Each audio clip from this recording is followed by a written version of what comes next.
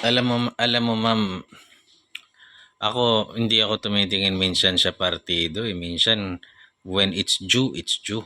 Kunwari, papupurihan ko kunwari si Vico Soto. Di ko naman alam kung PDP laban yun, hindi yata maka Duterte yun. Pero pinupuri ko siya. Good governance, accountability. Diba nakaka-save sa korupsyon ang bayan na nagagamit para sa mga infrastructures at mga serbisyo para sa publiko. Paano hindi ko pupurihin si Vico Soto? Sino pa bang pinupuri ko? Richard Gomez. Hindi binigyan ng pondo, hindi binusog ng mga kapwa niya buhaya dahil taliwas yung kanyang paniniwalang politika. Pero nagtitiis. Nagpakita ng prinsipyo. Paano hindi ko papurihan si Richard Gomez?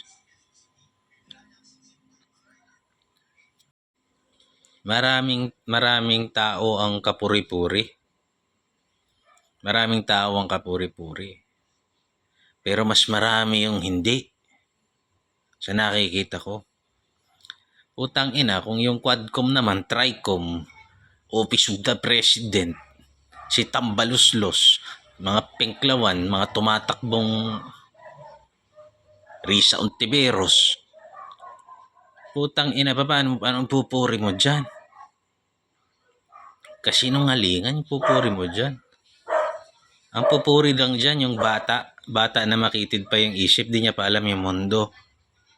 Yun lang pupuri dyan siguro na sinabi magaling to, desente, hindi nagmumura, ayan si baka siguro purihin.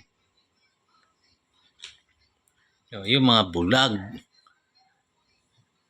paano mo pupurihin yung ginagawa nila? Ihaharasin mo yung mga vloggers tas gusto mong gawing batas, unconstitutional. Gagawa ka ng kalokohan tas balat sibuyas ka. Quadcom ka, gagawa kayo ng committee. Hindi nyo sitahin yung bangag.